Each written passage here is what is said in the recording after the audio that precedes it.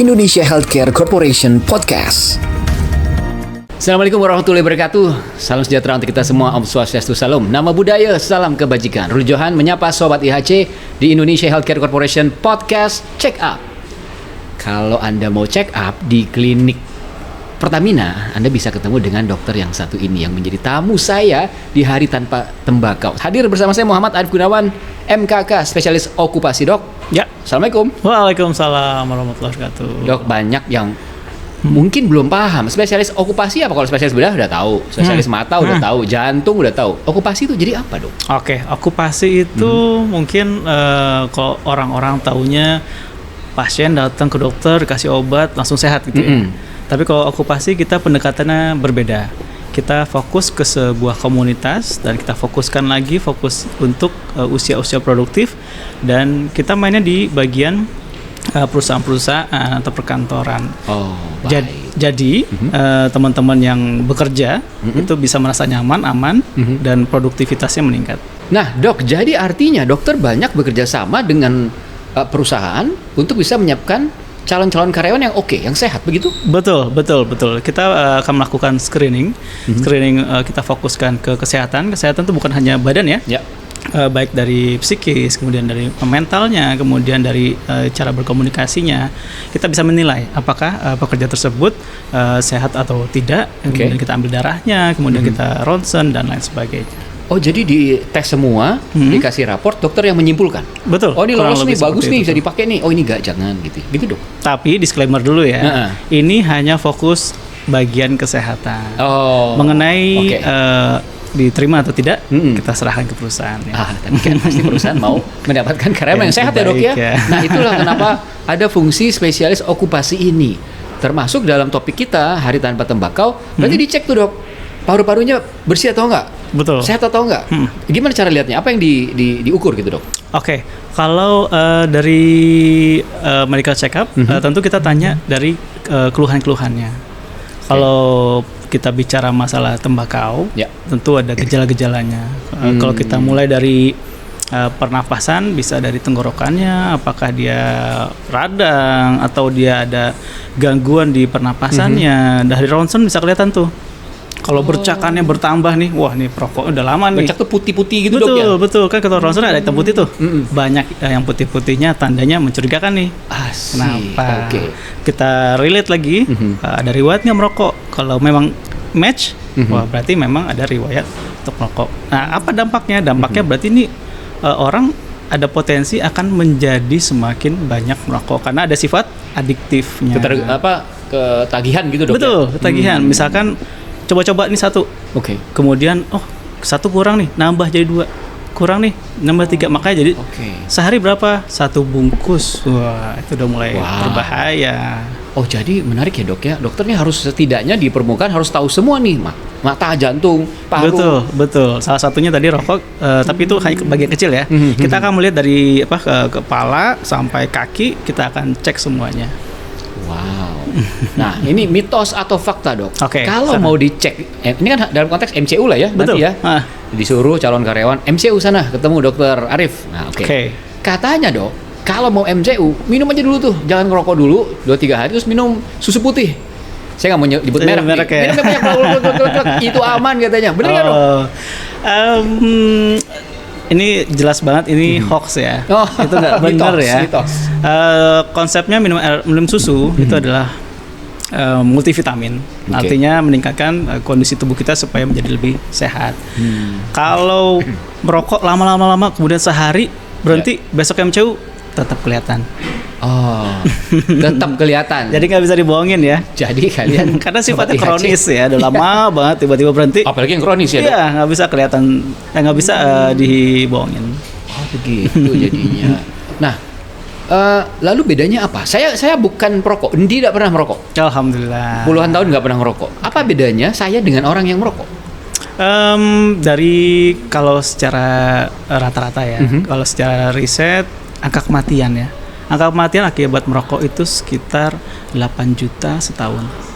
Jadi Mas yang tidak merokok mungkin lebih aman Amin, aman. Insya Allah ya. Nah, insya Allah. Walaupun Lebih aman daripada. diatur Tuhan ya, takdir Iya, ya. benar. Tapi katanya benar, satu batang itu menghabiskan 7 menit usia kita.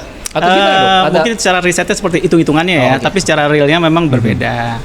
Tapi memang kalau merokok dampaknya banyak sekali. Bisa dari sisi syaraf, salah satunya ya, itu bisa menyebabkan penurunan kognitif. Jadi cara berpikir kita, kemudian daya ingat kita itu berkurang. Terutama pada pekerja yang sudah merokok dari kecil. Nah itu bisa mengganggu. Kedua, dari kardiovaskular, dari jantung. Dia bisa menyumbat pembuluh darah, bisa jadi stroke, serangan jantung atau gagal ginjal. Nah ketiga yang paling penting nih, bisa menyebabkan impotensi. Nah, Sobat IHC masih mau, nggak bisa ngapa-ngapain tuh di rumah. Ini pakarnya yang udah ngomong nih ya, gitu ya. Betul. Jadi kemana-mana gitu dok ya, memang zatnya tuh Dari racunnya banyak banget ya. satu batang itu bisa ke seluruh tubuh kita. Ya ini menarik banget nih episode kali ini, Hari Tanpa Tembakau. Oke. Dok, masih banyak pertanyaan saya, apalagi saya yang tidak mengerti rokok di segmen kedua ya dok ya. Boleh, silakan. Untuk Anda Sobat IHC yang baru nemu nih podcastnya IHC, check up. Jangan lupa follow, subscribe, komentar, share, bunyiin loncengnya, pokoknya semuanya gitu ya. Kita akan segera kembali.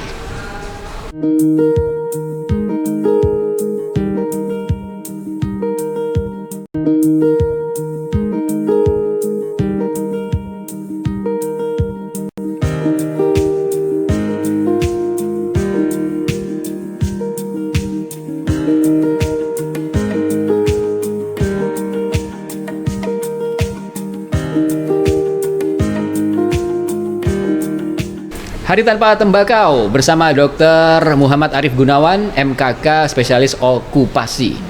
Untuk seorang yang tidak pernah ngerokok dan nggak tahu rasa enaknya rokok, saya banyak banget pertanyaannya dok. Salah satunya adalah katanya nih mitos atau fakta? Oke, apa nih? Perokok pasif itu sama bahayanya, bahkan lebih bahaya daripada perokok aktif. Ngerokok aja. Oke, Nah. kalau secara data ya, tadi kita sebutkan angka kematiannya ya. Angka kematian untuk merokok itu 8 juta dan perokok pasif itu sekitar 1 juta. Banyak Kenapa juga, lebih dok, ya? berbahaya? Karena dia tidak merokok, tiba-tiba kena asap rokoknya, jadi ikutan terefek dari merokok tadi.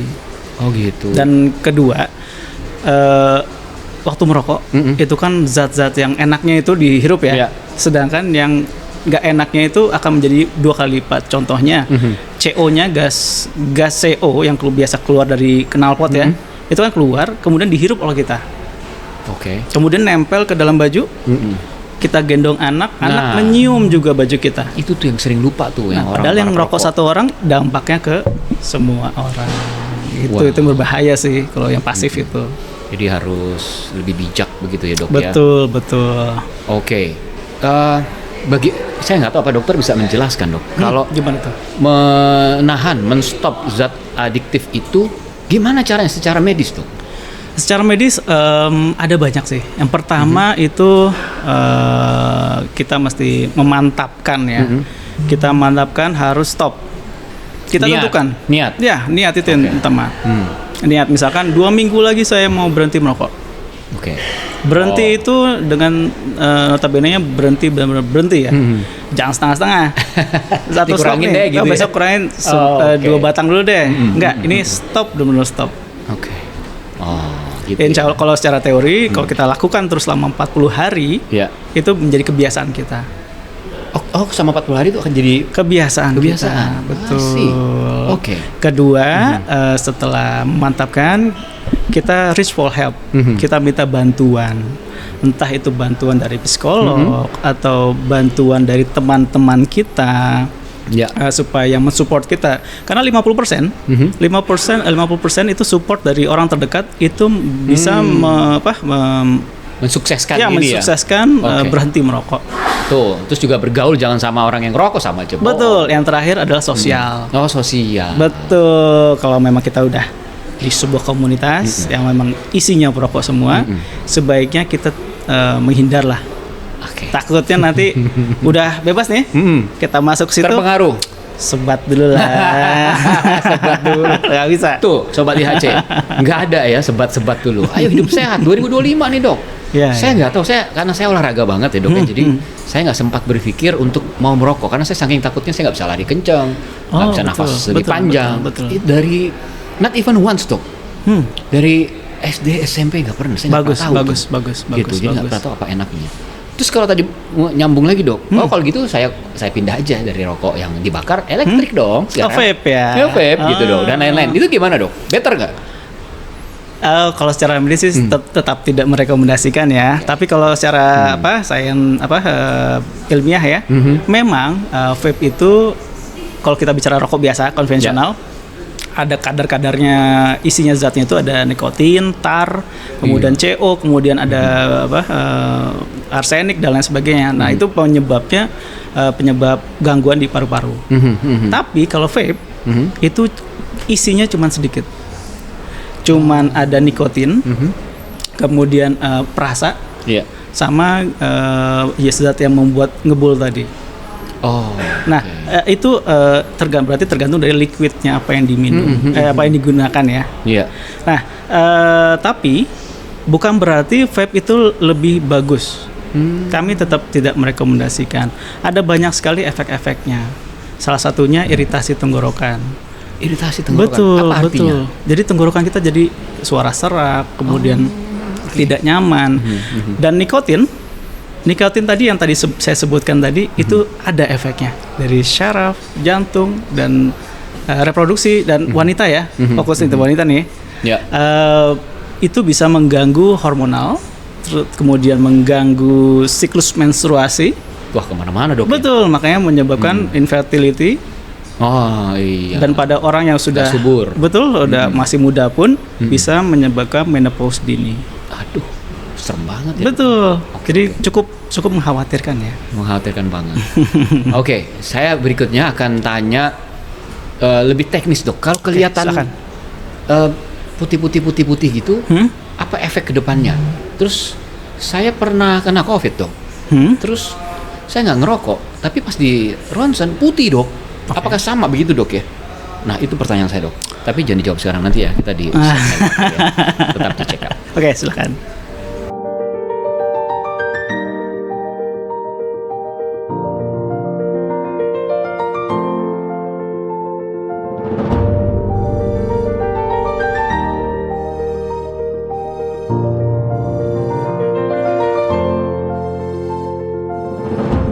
Rul-Johan Dr. Muhammad Arif Gunawan, MKK, spesialis okupasi. Hari tanpa tembakau. Nggak boleh ada tembakau. Tuh, setuju. Pertanyaan kita tadi nyangkut, dok. Itu kan putih terlihat.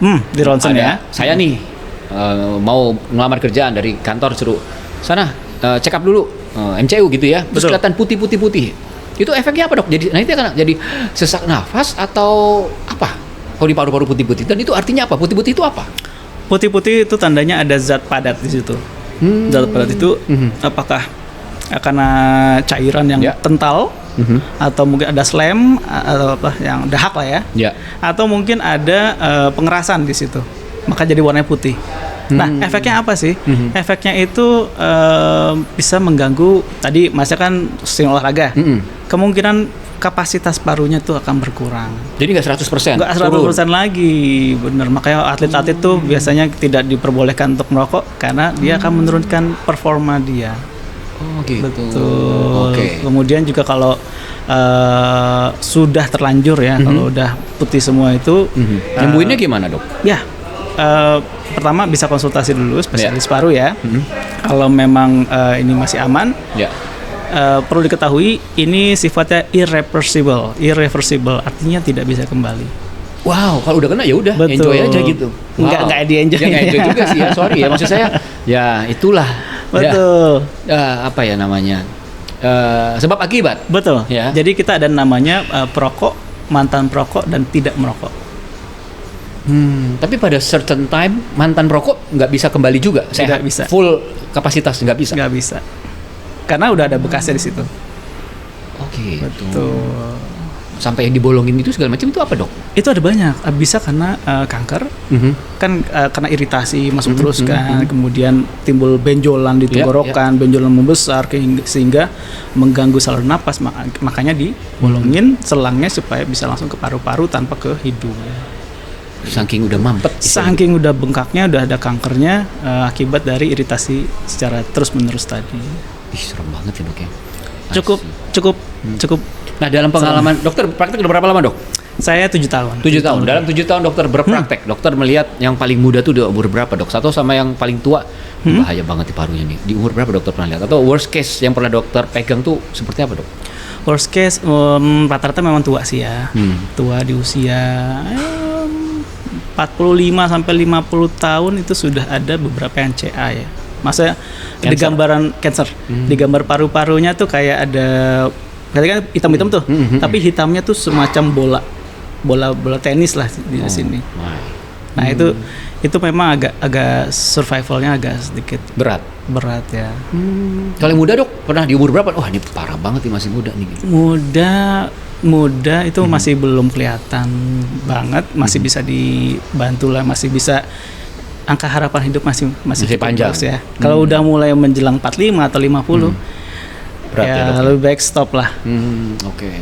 Terus banyakan laki-laki atau perempuan dok kalau gitu? Biasanya di Dulu laki-laki ya. Oh dulu laki-laki. Sekarang trennya berubah. Sekarang kayaknya sama aja deh. Udah mulai mirip-mirip deh. Jangan ya, hari tanpa tembakau. Ini harus benar-benar jadi, jangan cuma jadi campaign aja gitu ya, benar-benar harus diterapkan. Tadi yang 8 juta tuh di Indonesia apa di seluruh dunia? Di seluruh Indonesia, seluruh dunia. Seluruh dunia 8 juta. Di Indonesia dok berapa dok? Detailnya saya masih belum baca-baca 8 lagi. juta tuh banyak loh. Lumayan 8 juta. Ya. Setahun ya? Setahun 8 juta. Populasi Indonesia 300 juta. Oke. Wow. Luar biasa dok. Kalau gitu di hari tanpa tembakau ini, dokter coba kasih wejangan tuh dok pada sobat IHC yang masih merokok, yang lagi niat berhenti merokok dan seterusnya dok. Silakan dok. Oke. Buat teman-teman IHC yang masih merokok dan yang mau mencoba merokok, sebaiknya dipertimbangkan lagi. Pertama, tambah ilmu mengenai apa dampaknya. Kemudian kalau bisa terapkan pola hidup sehat, hindari merokok dan lingkungan yang menyebabkan sobat IHC merokok. Contohnya stres, hindari stres. Kedua, sosial, lingkungannya coba diperhatikan. Apabila teman-teman yang memang merokok, coba kalau memungkinkan ya dihindari. Ketiga, olahraga secara teratur. Olahraga. Betul. Jadi badan, psikis dan sosial. Oke. Dok terakhir nih, closing. Kalau saya sebut satu kata ini, dokter harus menjawab dengan satu kata. Nanti saya tanya alasannya. Kenapa dijawab dengan satu kata itu ya dok ya? Waduh, apa nih? Jawab. Pertanyaan saya adalah satu katanya tembakau. Apa dok? Sakit. Ya tadi yang dokter bilang segala macam itu ya. Betul karena kita tahu ilmunya ya. Jadi kita tahu apa dampaknya. Jadi teman-teman kalau mengerti apa dampaknya dan dampak bukan buat kita ya. Misalkan kalau punya anak atau punya istri, walaupun mereka nggak ngerokok, dampaknya ke mereka. Nah tadi saya bilang tadi, kognitifnya akan berkurang. Kita mungkin kalau kita merasa nggak apa-apa, kita nggak mau anak kita kognitifnya berkurang kan. Benar. Betul. Saya tadi dokter lebih halus bilangnya sakit, kalau saya mati. Iya. Ya, dokter halus banget ngomongnya sakit. Oke, kalau gitu dokter Muhammad Arif Gunawan, MKK, spesialis okupasi. Kalau misalnya dokter itu kan kalau disuruh sama kantor MCU kan datang ke dokter. Kalau pribadi langsung pengen ketemu dokter bisa juga? Boleh. Apa yang akan nanti diperiksa atau saya ngobrolnya apa ke dokter? Iya, nanti bisa ke saya atau nanti ke tim medical check up. Nanti ada paket-paketnya, paket standar atau paket sesuai dengan permintaan corporate atau kita juga ada paket untuk helper. Jadi nanti kalau misal kan banyak nih menjelang pasca Idul Fitri ya. Oh, maksudnya paket untuk babysitter salah satunya. Betul, salah satunya. Oh, saya nggak kepikiran tuh, Dok. Betul. Apakah orang ini paru-parunya normal nggak? Iya, saya pernah membaca, pernah dengar, dicek dulu sebelum orang ini pegang anakmu. Betul, kita nggak mau ya, kita pokoknya protektif banget buat anak kita kan. Ya. Betul. Oh, infal yang kita nggak jelas, nggak tahu itu, wah itu dicek gitu ya. Dokter ada di IHC Klinik Pertamina Sinabung. Betul. Datang, cek cari Dokter Arif. Wah, oke. Kita nggak kepikiran dan ada paket-paketnya ya. Betul, ada banyak sekali paket-paketnya. Siap. Begitu Dok, terima kasih. Sampai ketemu mungkin di lain kesempatan. Kita ngobrol kayak banyak yang bisa diobrolin lagi Dok ya. Silakan. Oke, sebelum saya closing, terima kasih untuk spot yang keren banget nih dari Dos Megastore atau Plaza. Rul Johan akan kembali lagi dengan episode lainnya di Indonesia Healthcare Corporation Podcast Check Up.